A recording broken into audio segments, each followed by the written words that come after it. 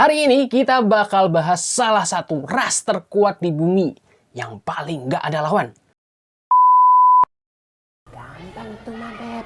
Nih, lu cobain nih minum ini. Sudah punya anak ini, wajarlah kalau akhirnya menjadi gemuk. Tidak jarang, para wanita yang sudah menikah dan mempunyai anak akhirnya menjadi kelebihan berat badan. Kira-kira apa sih penyebabnya? Simak terus video ini.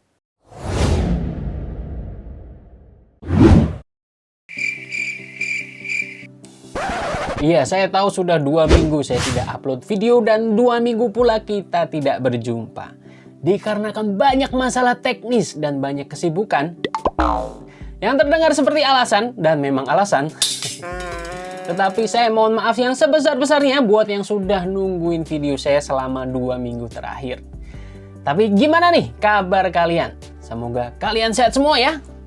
Apalagi sedang musim penyakit. Semoga kita selalu dalam keadaan sehat.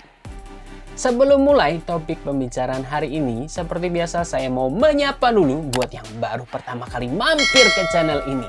Salam kenal, nama saya Adit DH, umurnya 19 tahun. 19 sisanya kali bos. Buset. Selamat datang saya ucapkan dan terima gaji. Salah bos. Ya salah, maksudnya terima kasih sudah klik video ini. Hari ini kita bakal bahas salah satu ras terkuat di bumi yang paling gak ada lawan. Apalagi kalau udah naik motor, kasih sen ke kiri, beloknya ke kanan. Kasih sen ke kanan, beloknya ke kiri. Nggak kasih sen, belok kanan kiri. Iya betul, emak-emak. Kenapa sih harus bahas emak-emak? Karena rata-rata penonton di channel ini adalah wanita dan mayoritas umurnya 25 sampai 34 tahun. Disebut emak-emak karena sudah menikah dan punya anak. Kalau sudah menikah, belum punya anak, tapi cerai, disebut janda kembang. Loh, kenapa ke sana? Yang jadi persoalan, banyak wanita yang sudah menikah dan punya anak, tidak semua, tapi banyak, akhirnya menjadi kelebihan berat badan. Gak percaya? Coba kalian survei sendiri di lingkungan di sekitar kalian. Pasti banyak tuh emak-emak yang akhirnya kelebihan berat badan. Nah, kenapa nih kira-kira apa sih penyebabnya? Yang pertama, kesalahan saat hamil. Tentu yang dimaksud bukan kesalahan hamil di luar nikah. Sudah 3 bulan. Kalau itu mah beda cerita lagi. Kesalahan yang dimaksud adalah kesalahan pola makan saat hamil. Saat hamil tentu sang ibu harus mencukupi kebutuhan nutrisi tambahan agar si calon buah hati menjadi tercukupi gizinya dan menjadi sehat. Tetapi disitulah sering terjadi letak kesalahannya. Cukup bukan berarti berlebihan. Banyak yang salah kaprah akhirnya makan sebanyak-banyaknya dengan alasan supaya si jabang bayi tercukupi gizinya dan menjadi sehat. Padahal dari sumber artikel yang saya baca, pada trimester awal sang ibu tidak perlu untuk menambah asupan kalori tambahan. Baru pada trimester kedua bisa ditambah 300 sampai 350 kalori setiap harinya. Dan di trimester ketiga baru ditambah 500 kalori setiap harinya. Tadi masalah kalori, sekarang masalah gizinya. Namanya juga mencukupi kebutuhan gizi. Bukan berarti asal makan banyak, itu namanya rakus. Tetapi juga harus diperhatikan gizinya. Gizi yang penting untuk ibu hamil dan pertumbuhan si bayi seperti folat, asam folat, protein, zat besi, vitamin, dan lain-lain. Untuk detailnya nanti kalian bisa baca sendiri sumber artikelnya, nanti saya lampirkan di description box di bawah. Atau bisa juga kalian langsung konsultasi ke dokter kandungan, spesialis kandungan ketika sedang check up. Tunggu, emang kamu lagi hamil? Yang kedua, terlalu sibuk. Ibu rumah tangga seringkali disibukkan dengan beberapa urusan. Seperti ngurusin anak, ngurusin suami, ngurusin rumah, sibuk gosipin tetangga. Salah yang terakhir ya. Bagus dong memiliki kesibukan. Ya bagus sih, Tapi seringkali kesibukan tersebut akhirnya menjadi tameng untuk kita tidak mengurus dan merawat diri sendiri. Contohnya tidak olahraga. Males nggak sempet olahraga. Udah capek ngurusin suami, ngurusin anak, ngurusin rumah. Ya Bay. Olahraga adalah bentuk kepedulian kita terhadap diri kita sendiri. Kalau kalian tahu self-love, nah olahraga termasuk self-love. Karena tubuh kita memang membutuhkan olahraga supaya bisa menjadi sehat. Karena itu prioritaskan olahraga. Cari waktu. Pastikan kalian bisa olahraga dengan rutin. Tapi kan saya sudah capek nyapu ngepel. Nyapu ngepel kan juga olahraga. Kalau kalian nyapu ngepelnya satu stadion bola, mungkin olahraga. Atau kalian nyapu ngepelnya seperti ini.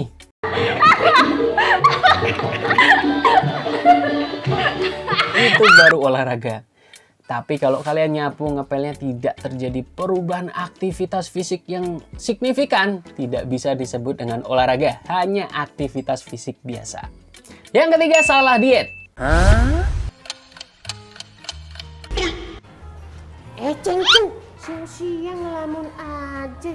Lamun jorok Ih, apaan sih lo? Lamun jorok. Sekate-kate lo kalau ngomong.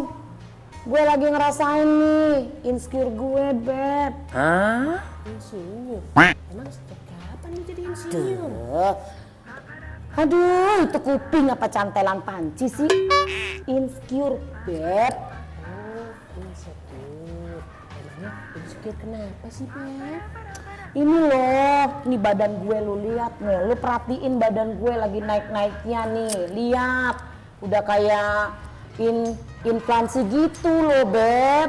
Inflasi. Gampang itu mah, Beb. Nih, lu cobain nih minum ini. Apaan nih? Gue baru lihat nih, Jeng nih. Ih, aneh deh. Ini namanya teh daun jati kuburan, Jeng. Lu kalau minum ini, BAB lancar. Bisa 10 kali lu bolak-balik ledes tadi. Masa sih? Aneh gue liatnya deh. Tapi emang bener ya kalau buang lemak itu bukan dari BAB gitu ya? Gak tahu gue, Beb. Bodo amat ah. Yang penting mah berat badan turun. Udah. Yuk kita pesen makan. Mbak, pesen Indomie ya 5. Hah? Gila lo, pesen Indomie sampai 5. Banyak amat. Enggak. Gue nggak mau ambil resiko. Enggak. Gampang, ntar pakai ini bisa dibuang. Enggak, pokoknya gue nggak mau, gue takut. Pokoknya nanti gue nggak mau, gue takut lama-lama ntar gue. Enggak. Apa sih, Jeng? Enggak deh, Beb. Udah gue nggak mau, gue takut lama-lama ntar lu masuk kuburan.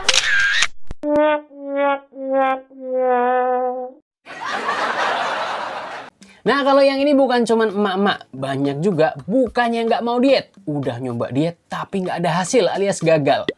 Udah diet, berhasil turun tapi naik lagi, diet yoyo. Kenapa? Ya karena masih banyak yang nggak tahu prinsip dasarnya untuk menurunkan berat badan. Coba kalian cek video saya yang sebelumnya. Ternyata masih banyak yang belum tahu apa itu defisit kalori. Masih banyak, sampel cuma 5. Selain karena belum tahu, bisa jadi juga karena nggak mau cari tahu, males cari tahu. Atau udah tahu tapi nggak percaya. Lebih percaya diet-diet yang instan, obat-obat diet yang instan. Setelah gagal, ujung-ujungnya nyalahin genetik, nyalahin hormon, nyalahin suami. Yang keempat adalah umur. Yang satu ini suka nggak suka, harus diakui umur berpengaruh. Semakin bertambahnya umur, akan semakin susah bagi kita untuk mempertahankan berat badan, mempertahankan bentuk badan. Semakin bertambahnya usia, maka secara umumnya massa otot dalam tubuh kita akan semakin menyusut dan metabolisme kita akan menurun. Inilah kenapa akhirnya banyak yang setelah bertambah umur berubah juga bentuk badannya alias gemukan. Dan akhirnya cuma bisa mengenang. Saya dulu waktu muda kayak putri Indonesia loh. Tapi tenang, faktor umur ini masih bisa dilawan. Dengan menjaga pola makan, menjaga massa otot kita, olahraga teratur, pola hidup yang sehat. Walaupun tidak bisa menghilangkan efek dari bertambahnya usia, tapi bisa meminimalisirkan efek dari bertambahnya usia. Yang kelima, kondisi medis tertentu. Ada beberapa kondisi medis yang akhirnya bisa mengakibatkan meningkatnya berat badan. Seperti contohnya hipotiroid, PCOS, sindrom Cushing, stres, depresi, dan lain-lain. Kebanyakan masalah tersebut terjadi karena gangguan hormon yang sebagian besar diakibatkan oleh pola hidup yang buruk. Nggak semua, sebagian besar. Tetapi tenang, masalah ini tentu saja bisa diatasi. Tentu saja dengan cara berobat ke tenaga medis. Yang keenam adalah mindset. Faktor yang terakhir ini menurut saya adalah yang paling penting. Karena semua berawal dari mindset. Banyak mindset yang salah yang akhirnya hanya menjadi pembenaran untuk diri sendiri. Contoh, sudah punya anak ini, wajarlah kalau akhirnya menjadi gemuk. Atau, udah laku, udah punya suami, ngapain lagi menjaga penampilan. Atau yang tadi, udah capek ngurusin anak, ngurusin suami, ngurusin rumah. Nggak punya waktu, nggak punya tenaga untuk diet, apalagi olahraga. Berkeluarga, mempunyai anak, mengurus rumah tangga, untuk beberapa wanita mungkin sudah menjadi kodrat. Tapi menjadi gemuk setelah itu, menurut saya pribadi itu adalah pilihan. Konten ini dibuat bukan untuk menyudutkan emak-emak. Takutnya abis ini saya diserang emak-emak. Tetapi konten ini dibuat untuk mengingatkan dan membantu para wanita yang sudah menjadi ibu rumah tangga yang sudah mempunyai anak, tidak berarti harus menjadi gemuk. Karena gemuk bukan cuma masalah estetik atau penampilan. Karena gemuk merupakan awal dari timbulnya berbagai macam penyakit tidak menular. Seperti jantung, stroke, hipertensi, dan lain-lain. Oke, sampai di sini dulu video kali ini. Semoga bisa membantu dan bermanfaat. Buat para emak-emak, saya mohon maaf. Tolong saya jangan diserang. Buat yang belum subscribe, jangan lupa pencet tombol subscribe-nya, pencet juga tombol notifikasinya. Buat yang suka video ini, jangan lupa pencet tombol like-nya, bantu share. Dan yang terakhir, jangan lupa untuk selalu menerapkan pola hidup yang sehat. Terima kasih sudah nonton video ini sampai akhir. Sampai ketemu di video selanjutnya. Emak-emak, maksudnya Mbak Google, closing dong. Stay fit, stay healthy, and bye-bye. Sebelum kita mulai pembicaraan kita hari ini, maklum sudah lama nggak syuting. Yang akhirnya bisa mengakibatkan peningkatan berat badan. Maksudnya peningkatan. Apaan sih, Beb? Itu mah solusinya.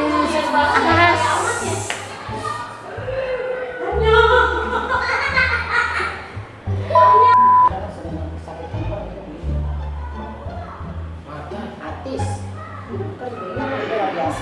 Oke.